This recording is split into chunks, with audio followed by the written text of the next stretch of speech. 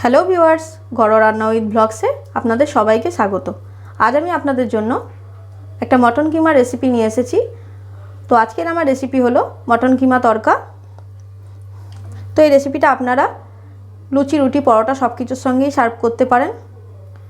এটা খুবই সুন্দর একটি রেসিপি এবং এটা খেতে অপূর্ব। তো এই রেসিপিটা আমি কী দিয়ে বানিয়েছি চলুন আপনাদের দেখিয়ে নিই। এই রান্নাটা করতে আমার যে উপকরণগুলো লাগছে সেগুলি হলো, এখানে আমি পেঁয়াজ কুচিয়ে নিয়েছি, এখানে রয়েছে আদা রসুন বাটা, সর্ষের তেল, নুন, চিনি, আর এখানে আমি 300 গ্রাম মটন কিমা সেদ্ধ করে নিয়েছি। আর সেটা থেকে এই স্টকটা আমি বার করে আলাদা রেখে দিয়েছি।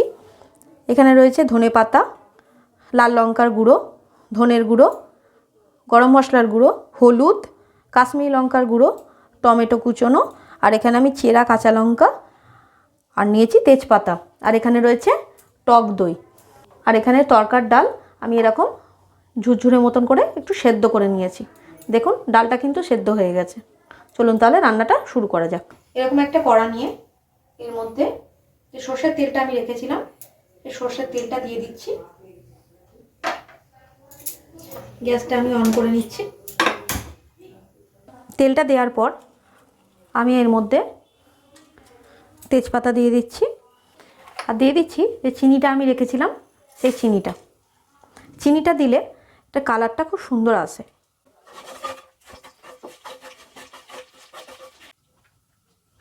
তেলটা আমার বেশ গরম হয়ে গেছে, চিনিটাও আমার অনেকটাই গলে গেছে। এখন আমি এর মধ্যে দিয়ে দিচ্ছি যে পেঁয়াজটা আমি রেখেছিলাম সেই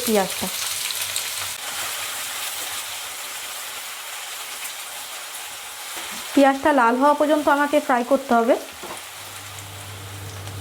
পেঁয়াজটা আমার হালকা লালচে করে ভাজা হয়ে গেছে। এখন আমি এর মধ্যে দিয়ে দিচ্ছি যে টমেটো কুচোনোটা আমি রেখেছিলাম সেই টমেটো কুচোটা।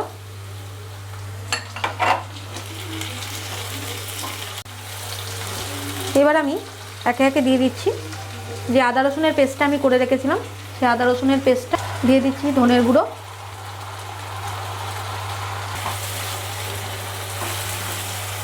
লঙ্কার গুঁড়ো, কাশ্মীরি লঙ্কার গুঁড়ো, হলুদ আর পরিমাণ মতো নুন। সবগুলো উপকরণ দেওয়ার পর এটাকে আমাকে ভালো করে মিক্স করে দিতে হবে। মশলাটা আমাকে খুব ভালো করে কষিয়ে নিতে হবে। মশলাটা আমার একটু কষানো হয়ে গেছে হালকা। এখন আমি দিয়ে দেবো যে সেদ্ধ করা মটনটা রেখেছিলাম সেই সেদ্ধ করা মটনটা, অর্থাৎ মটন কিমাটার সঙ্গে মশলাটাকে আমাকে খুব ভালো করে মিক্স করে দিতে হবে। আর আমি দিয়ে দিচ্ছি যে টক দইটা রেখেছিলাম সেই টক দইটা।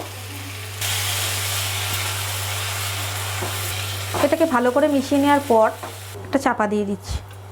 এটাকে খুলে আমি একবার নেড়ে দিচ্ছি। দেখুন এটা কি পর্যায়ে এসছে। এটাকে আমাকে এখনও বেশ কিছুক্ষণ কষাতে হবে।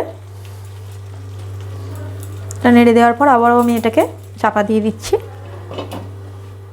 15 থেকে 20 মিনিট পর আমি ফিরে এলাম। দেখুন এটা দিয়ে তেল ছেড়ে গেছে এবং একটু জলও বেরিয়ে গেছে। কিমাটা আমার মোটামুটি কষানো হয়ে গেছে। এখন আমি এর মধ্যে দিয়ে দিচ্ছি যে তরকার ডালটা আমি সেদ্ধ করে রেখেছিলাম সেই তরকার ডালটা।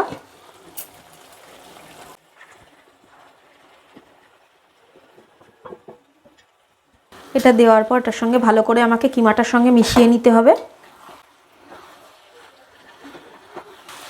এটার সঙ্গে ভালো করে মিশিয়ে নেওয়ার পর যে মটনের যে স্টকটা আমি রেখেছিলাম সেই মটনের স্টকটা আমি এর মধ্যে দিয়ে দিচ্ছি। এবার এটাকে আমি ঢাকা দিয়ে দিচ্ছি।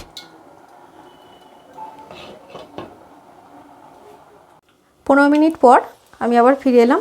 দেখুন রান্নাটা আমার এই পর্যায়ে এসছে। রান্নাটা আমার অলমোস্ট প্রায় কমপ্লিট। এখন আমি গ্যাসটা একটু সিমে করে দিচ্ছি। এখন আমি এর মধ্যে দিয়ে দিচ্ছি যে ধনে পাতাটা আমি রেখেছিলাম সেই ধনে পাতাটা। এর পরিবর্তে আপনারা কসুরি মেথিও ইউজ করতে পারেন, কিন্তু আমি এখানে যেহেতু ধনে পাতা দিচ্ছি তাই আমি কসুরি মেথি এখানে ব্যবহার করছি না।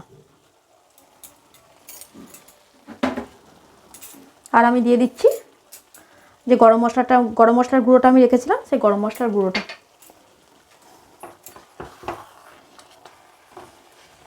এবার আমি এটাকে ভালো করে নেড়ে দিচ্ছি। এর চেয়ে বেশি এটাকে আমি আর নাড়বো না, কারণ রেসিপিটা আমার কমপ্লিট হয়ে গেছে। তাহলে বন্ধুরা দেখলেন তো কত সহজেই তৈরি হয়ে গেল এই মটন কিমা তরকার রেসিপিটি। তো এই রেসিপিটা আপনারা অবশ্যই বাড়িতে ট্রাই করুন এবং কমেন্ট বক্সে আমাকে অবশ্যই জানান রেসিপিটা আপনাদের কেমন লাগলো। আর যদি আমার রেসিপিটা আপনাদের ভালো লাগে তাহলে আমার চ্যানেলটিকে লাইক, শেয়ার ও সাবস্ক্রাইব করতে ভুলবেন না। পাশাপাশি এরকম আরও নতুন নতুন ভিডিওর আপডেট সবার আগে পাওয়ার জন্য বেল নোটিফিকেশানটা অবশ্যই অন করে দেবেন। নমস্কার বন্ধুরা।